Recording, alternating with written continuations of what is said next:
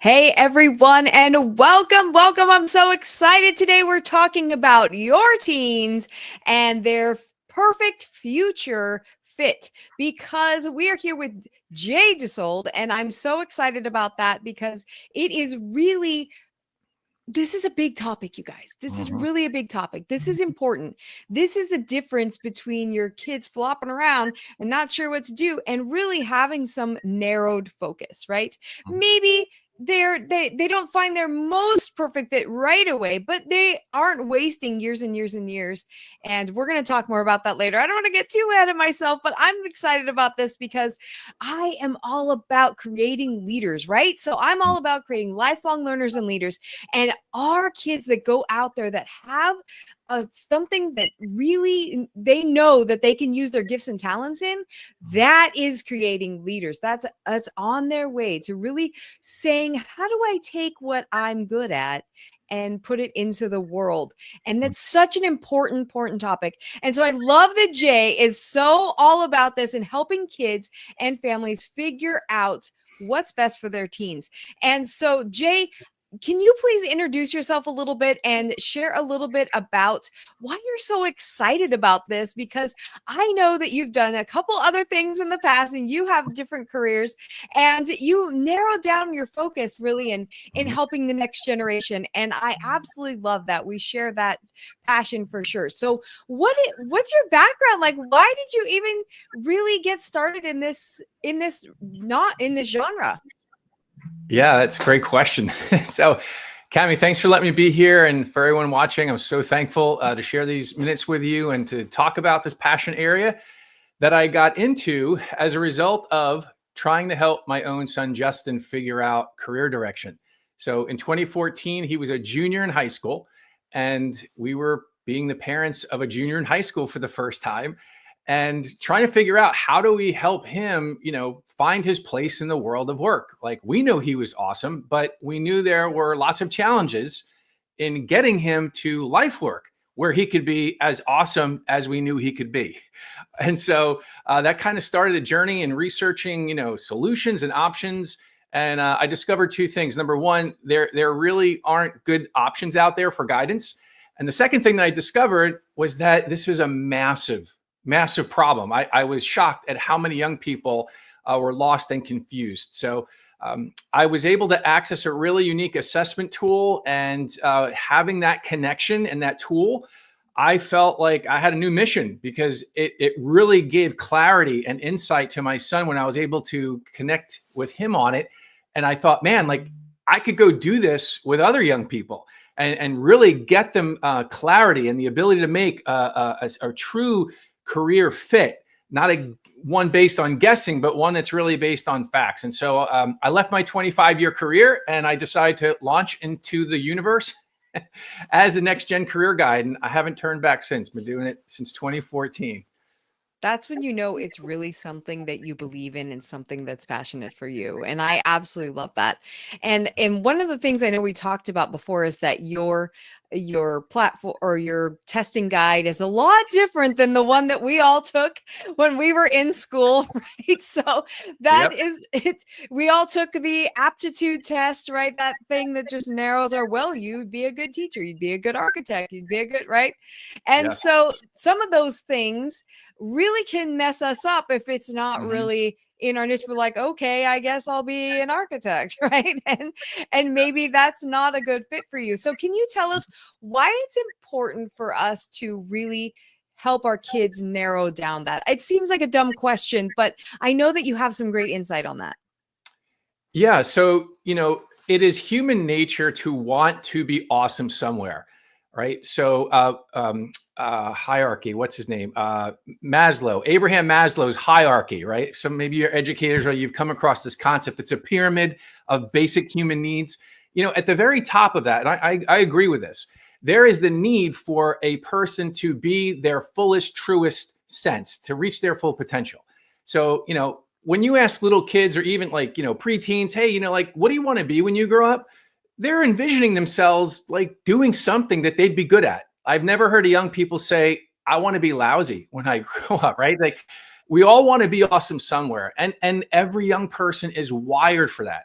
And so we've got this innate drive to want to be awesome somewhere. And if we don't help our kids start figuring that out early, they will be overwhelmed with fear, anxiety, doubt. And those things will absolutely cause them to get paralyzed and stuck. And they will not be able to move forward into that place where, as parents, we want to see them, right? We want to see them successful and motivated, fulfilled, financially self-sufficient. But there's so many forces working against that, that if we don't take action as parents early on, the likelihood of them really staying stuck and not getting to that place are pretty high. Absolutely, completely agree. And I love that you said the word fulfilled, because I feel like even kids who go into a place where they're like, yeah, this is a good job, this is something that I'm good at, it won't necessarily be, they won't feel fulfilled unless it's something that's really truly theirs to put into the world and to make a difference. And I felt like that as a teacher. I remember my first year teaching, you went to all this school, right? All this school to get your teaching credential, all this everything, the student teaching, all of that. And then I taught my first year, and I was sitting in my desk, and I was like, am I in my own classroom? I'm here. I did it. Right. And I remember that the only thing that every other teacher was talking about was how many days it was until summer. And I remember thinking, they're like 180 days, 180 days. Who's counting? Right. Who's counting? And I was like, this is my future. This is 10 years down the road, I'm still thinking 180 days, 180 days. And I remember thinking, is that all that there is? And I know that there's so much more to that. Of course, I felt super passionate about helping kids, really passionate about my subject matter, but really in that niche, it was not the right fit. But here, what I'm doing now and helping parents with figuring out the culture and the environment to help develop lifelong learners and leaders, that is it. So I love that you mentioned that, because it's so important that there's lots of things that are good to do. But how much is there's only a few things that are great that fit us, right? And then the fit thing too. So how do we know what fits us? Well, how do we know what our teens' gifts and strengths are? Yeah, that's a great question. So I want to zoom out for a minute, Cami, and say that the idea of strengths are gifts are only 1/4 of what needs to be known to make a really true job match. And unfortunately, and this is my clarion call, so if you weren't paying attention, which I'm sure you were, but in case you weren't, it's like, tune in right now, catch up. And so here's my clarion call. There are 4 critical areas of a person's innate wiring that must be understood and then matched to a prospective position. And unfortunately, so many things out in the world of career guidance only ever focus on one of those 4 things. And that is the abilities, the aptitudes, gifts, skills. There's a dozen words for them. But the point is that all of the other just as critical things for matching are completely neglected. And that's why we have young people who say, well, I think I'm going to do this. And they know it might involve an activity they're good at or that they enjoy, but there's so much more that they don't even know about. But they make a decision to pursue that career path, knowing just a fraction of what's really required. So I think it's so important that parents realize that, yeah, aptitudes, strengths, that's great, but that's only 1/4 of really what's involved with knowing fully so that they can make that confident match and a fit assessment. I love that. And it's so true, because that's how I felt, right? So that's how, like, oh, I'm good at this. So I'm good with working with kids. So I'll just do that. Right. Right. And so that's what, are you saying that's what school counselors and those kinds of tests, is that the only thing they focus on? Yeah. Often that's the primary focal point, or sometimes it's like interest, but interests are like, they're super subjective.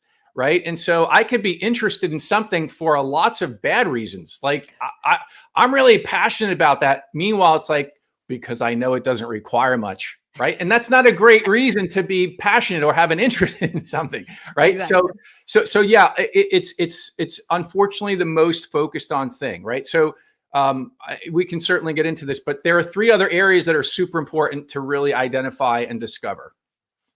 Yeah. So I mean, do you have any, uh, can you share with us a little bit about what those just, I mean, you don't have to explain them, but what are those other three areas? Yeah. So the other three areas are the subject matter or the substance that our kids really enjoy working with. This could Mm, be objects, topics, subjects, but this is not an accident. There are reasons why little kids will gravitate towards certain things in their free time. They like to engage with certain things more than others. This is innate design. And as our kids get older, we could start see the patterns. Like when they get to choose what to do and where to exert energy and effort, pay attention. What are they working with regularly? What's the recurring thing? Is it always working with ideas? Is it working with tools? Is it working with people? Like what is the subject matter? The third thing that's really important is the setting. What is the ideal optimal setting for our kids so that they're thriving? They are activated, they stay engaged in their work. That's not just a matter of having the skills or working with the right substance. That's also an issue of the environment they're in.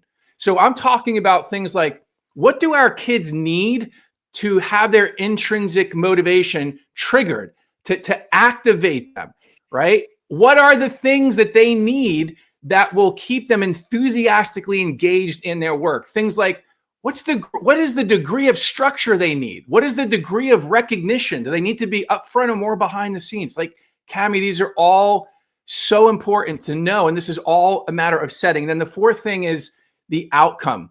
Like our kids will innately look for an experiential outcome from the effort that they put forth. So some young people, they really need to experience making an impact and they need to see a connection between my efforts over here and then this result over here. They've got to see that. Other people don't care about that. They really want to be immersed in a process and steps. And so we've got to be aware of what that primary experiential outcome is for our kids, because that's part of matching. We want them in a job whose final outcome of work gives them that experiential payoff. So all four of those are really important to discover and then match to a prospective job. that is so huge. You guys, by the way, setting is my jam. That's what I do. But I love that. That is so important. So when we are thinking about, and that gives us such a great perspective for thinking about the whole picture, which I'm all about. We got to talk about the entire culture, the entire, like you said, environment, and not just thinking about what, the actual activities Yes. necessarily, but that's just part of it, right? So I love that. Thank you so much for sharing that. So thinking about that, if I have a teen right now, what are like some of the first steps that I need to really do to help my teen? I know, okay, we're going to talk about interest, but that could be like Pokemon cards, right? So it could be, so what are we, that's not necessarily talking, I mean, maybe it is in some form, but really what are we talking about as far as like taking a first step there?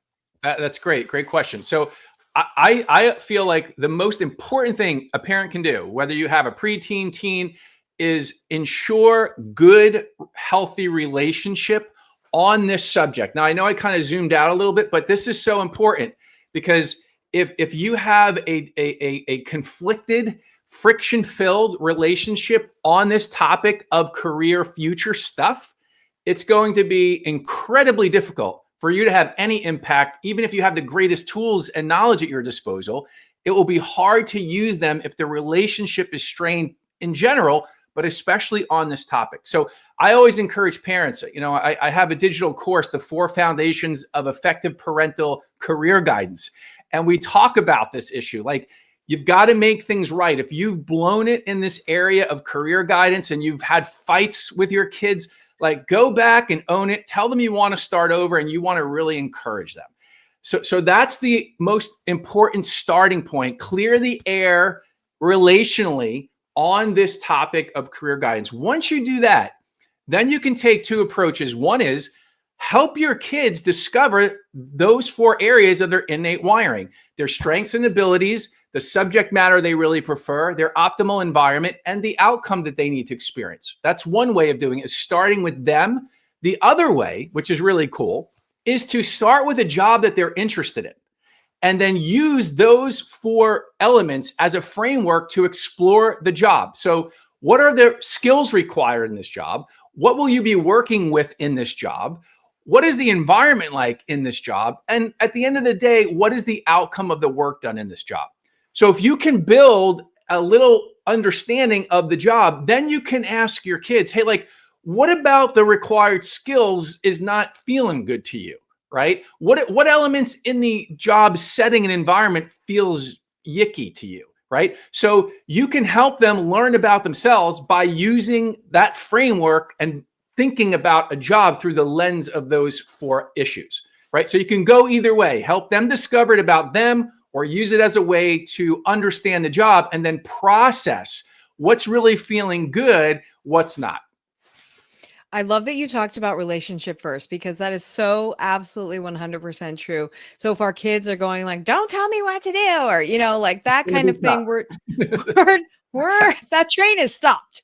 Yeah. And so we need to make sure that it's a safe environment. That's something that is very supportive. Yeah, And so I good. love that. Relationship building is absolutely 100% the rock bed foundation of homeschool success and success in helping mentor our kids, because we're not talking about lording over them and telling them what to do. We're talking about mentoring them to help them self-discover. And so that's what I love first. And then the second thing I love that you talked about too was that we need to know what that profession life looks like. So as a teacher, my life looked, as an English teacher, especially, my life looked like a lot of grading, 150 kids a day, all using paper, lots. You never get caught up ever. And the people who stay caught up, that's their whole life. They're grading all the time. And then on top of that, we're, elementary teachers are constantly building bulletin boards and worksheets and stations, and it's unbelievable at the amount of time outside of the profession. So it's something that you have to take into consideration that no one talks about, right? We always say, oh, it'd be fun to be an ER doctor, but what's the stress level? What's the, what are the hours? Am I okay with working 12-hour shifts, or, that kind of thing? And am I okay with doing an extra 10 years of education and things like that? So it's so important to really do that. I always encourage parents to kind of look at the lifestyle too, because and then, we always have to, on the teachers, you have the summer off, but you also don't get paid for it. So that's really, really important to know. It's a great personal example. Those are the 4 critical things when it comes to like actually knowing the job. There are 9. They're in my book, Know Before You Go. And so that book is ideal for resistant readers. I actually created it, Cami, so that a parent could buy it. It's 6x6. It's super bright yellow, and it's called a Nada book right on the cover. And so it's designed for a parent to buy it and then leave it laying around the house. And it draws young people in. They open it up. It's got like a sketch comic on the left page, one giant sentence on the right, and they work through it. And it introduces them to those 9 things. So it just, in a fun way, gives them that framework. And some of the things you mentioned are so important. Thinking about what is salary, the starting and the experienced salary. What's the pathway here? What are the requirements? How is AI likely going to impact this role and make it something very different? So those are all in the book, but to your point, it's so important to thoroughly research those options of interest before any decision is made. Yeah, I always encourage doing some sort of shadowing or internship too, because it's really important to get that right away. Absolutely. Yeah. And I love that. And I'm just picturing your book like sitting out on a coffee table or something. It's like a neon sign for kids. Like, oh, wonder what that's about. Yeah, I have a copy right here. I'm pulling up my bookshelf, but see, it's like super yellow, and there's no page numbers. There's like a progress meter, so it's kind of fun, and it's designed for that. It's super thin. A kid will pick it up and be like, "What? Not a book? What's that?" And then they're in. So. That is awesome. Progress bars help, man. It really does. So Absolutely. I know that you do a lot of speaking to schools and teens and high schools, but you also speak to middle schoolers. And that's something that I wanted to touch on real quick is starting early. And Mhm. so if we're a parent of a middle schooler, what should we do now? What is the starting point for us? Or what are the conversations that we need to have? Go hibernate for 3 years and come back. No, I'm just kidding. I'm just kidding. I actually love middle schoolers. I say they're my favorite humans on the planet. And they are. Like, I love middle schoolers. So, yeah. So, a couple of things I recommend. Number one, and guys, this is the most important, and it's not career like guidance specific, but it's foundational. There are three forces that are already working against middle schoolers that will absolutely rob them of their full potential. Okay. And that's a starting point. You could start doing this right now. The first one is false negative beliefs, right? Listen, our kids get all kinds of crazy things that they take as reality when they're not, their perceptions, but they believe them as such. And then it starts shaping their behavior.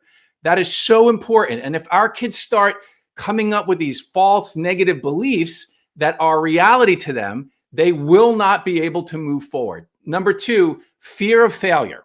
We have to help middle schoolers, preteens, understand what true failure is. I made an acronym several years ago, FIL, first attempts involve learning. Fail is learning, and it's built into that whole system and process. And then the third thing that's so important as far as a threatening force is the comparison trap.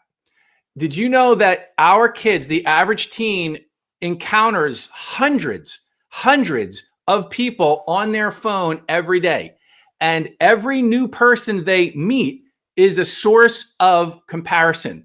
So our kids are inundated, even middle schoolers, comparing themselves unlike ever before. So I always want to encourage parents, you've got to start there. Start being aware of and taking action against these limiting forces that will rob our kids of their full potential. Once you've done that, or in conjunction with doing that, build that great relationship where you talk about career stuff and it's super healthy, super safe, super open. And then thirdly, use that framework in my book, give it to them. And when they say, well, I think I might be interested in this, don't disparage that, even if it's the worst idea ever. Run with it and say, don't say that's a great idea. Say, I'm so happy that you're interested in something. Let's take the next step together. I want to share these things with you that are great to know and discover as your interest continues, right? So you don't shut down their interest, even if it's the worst idea ever. You stick with it so you can work in their interest in actually learning those 9 things. Because as long as our kids feel like they're owning something, there will be motivation, initiative, effort, and resilience. Those are the 4 qualities when there's ownership. And we need those in place to actually help them with conversations about their career stuff. So I think those are the 3 most important things. Prepare for the threats, help them work against it, cultivate that relationship specifically on that topic, and then give them that simple framework they can use to start using even when they just have a slight interest in something. I feel like that goes especially even with like 9th, 10th grade. We're starting off on a foot. Yes, it's all the same thing if you're starting, a little bit later. That's okay. That's okay. Yeah. But you just need to get started because those forces, those things are at play for sure. Yeah, my husband's a middle school teacher. Has been teaching middle school for I didn't know very that. long time, and he always says it's his favorite age group to teach. And he always says, he was just saying last night how gullible they are, and they're so gullible, and they just believe a lot of things. Like he plays games with them all the time, telling them stuff, and he's Yes. like, really, yeah. Yeah, you can mess them up real easy. Yeah, he just loves it. That's part of the joy for him. But It is. so he So he does a lot of, you can work with those kids, and he does a lot with that in terms of building them up in like, come on, let's use your brain here. Let's think about this critically, right? But I love that you did mention also about working if they have an interest and they're like, oh, what's this thing about? What's this book? Like, I think I want to be this. And then having that conversation, that's mentorship. Yeah. Oh, That's yeah. mentorship. And if you go from, oh, I don't know about that, or, that takes a lot of school, I don't know, or something, any comment like that's going to be counterproductive. But if you go with a questioning format, like, hey, that's fascinating. Why do you want to be that? Why do you want to do that for a living? What interests you about that? There, we're gathering evidence. We're gathering. Right. And that is the most important thing, because listen, the reality is a 13-year-old, their initial interest is not going to be what they go into. So what we want to do is empower them with a way of thinking about an interest. And if we can piggyback on that initial interest, it's just wise parenting. Don't crush that, because once you shut it down, it's no longer theirs. You've lost the ownership. And so I always tell parents, even with concerns, get them using the framework. And when you make a list of your own concerns, wisely turn concerns into questions, right? So if you're like, oh my gosh, that only makes $17,000 a year, there's no way you're going to do that. Stop. Ask them, because if they use the framework, that's part of what they need to discover, the salary. So you can say instead, I'm curious, did you get to the salary information on that yet? Okay, see, a question, a concern into a question. Well, however they answer, like, how do you feel about that? Do you feel that's sufficient? Do you feel like maybe that won't be enough? Are you aware of that? How do you feel about that, right? So instead of stating a concern, you craft a strategic, wise question. Hey, when I was little and I wanted to be an actual unicorn, my parents didn't say that unicorns don't exist. But I feel like you can do this with older elementary too, just kind of having brief conversations and keeping that door open, and as you said, building that relationship. Important. Yep. Yeah, absolutely. So if I'm starting super late and I have a senior, what do I do now? Wow. Yeah. So if you have a senior, I would say, and they're not sure and they're feeling confused and anxious, like a lot of them are, don't push the agenda of going to college right away. This is the worst mistake that parents make. And I always, so many of the young people I work with, before we got into a coaching situation together, they would say things like, I feel so behind. I hear that more than ever now. And I just stop and say, behind what? And usually what they share is a cultural construct, an arbitrary timeline that actually has no value other than the value that a bunch of people in society have ascribed to it, right? Which is finish high school, go to college, go to college. And that only has power because people believe in it. It's not a universal reality. It's just a cultural construct. And so I encourage parents and young people, have the courage to say, I don't have this figured out with clarity yet, so I'm not going to continue pushing forward just because that's what the societal script is. And so I think that's the most important thing a parent can do. Give your kids the freedom to take off. Now, I don't mean take off to play Fortnite for hours in the basement. I mean take off to actively figure it out, And then certainly just those 4 areas, I don't change my message. Those 4 areas, help them discover those things about themselves, because the more they know about themselves in those 4 areas, the more equipped they'll be to actually match out into the world of work. And so give them that space, give them that respite, but then actively help them understand their wiring. And of course, this is what I do. I do this with clients day in and day out. So I'm passionate about it, because I don't want students to kind of get pushed forward. And listen, when I am working with a junior or even a senior, not in high school, in college, and they're lamenting that they are still lost, they have all this time, money, and effort put behind them, and they are miserable, man, that just makes my heart sink for them, because I'm like, this could have been avoided if we would have started earlier, not just pushed forward into confusion. Because a lot of times parents say, well, college is a great place to figure it out. When we look at the statistics And I won't share them all now, but when you look at the statistics, they don't figure it out. 30% of them drop out right away. And the other ones are plagued by changing majors more than 3 times, taking 2 years extra to complete a 4-year degree. I mean, the numbers that we have recorded are alarming for young people that just push forward. Absolutely. I love that you said that, because what I'm finding a lot more with homeschooling parents, especially those of us, are like, we want them to be able to go to college if they want to, but we're not necessarily pushing that. So the homeschooling community is definitely more open-minded about that, which I love, but it is still something where I feel like there's a lot of, well, but if they don't go to college, what are we going to do? Or if, if we don't, my mom's mentality was, if you don't do it now, you're never going to do it, which is not the case at all, right. ever. Not true. Yep. Especially now, now. I'm part of the Gap Year Association, the GYA. It's the nationally recognized central clearinghouse for all things gap year. And they have done studies that show that when young people take a gap year off, and they're trying to figure things out, they often come back and get into college or get into a path, and they're more mature. Unfortunately, they don't have more clarity than they necessarily did before, but they're more mature. I'm actually working with gap year programs right now because they realize simply taking a gap year on a fun excursion or traveling doesn't mean they gain the career clarity. And so I'm actually developing a program that some of them are embedding into their own program because they really want the clarity to come as well, not just a really awesome, transformative, maturing experience. And I was just going to say that too, that if we're starting later, wherever we're at in this journey, we need to get in contact with Jay. So Jay, I know you have an ebook that you've shared with us. Can you share a little bit about that? And it's a free ebook that I definitely recommend everybody just download and read through and get started with. And tell us a little bit about that and how we get in touch with you.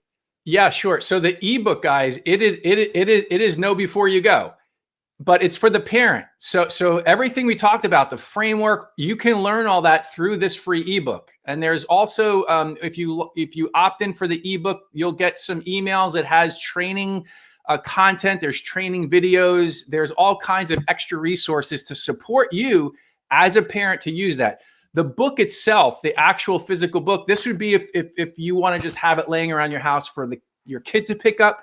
But the free one is to empower you and equip you as a parent with that 9-fold framework. So that's for you. I would love for you to opt in and grab that. I can be found primarily, I'm on TikTok, I'm on Instagram. My Facebook community, where I support thousands of parents every week, it is a free Facebook group.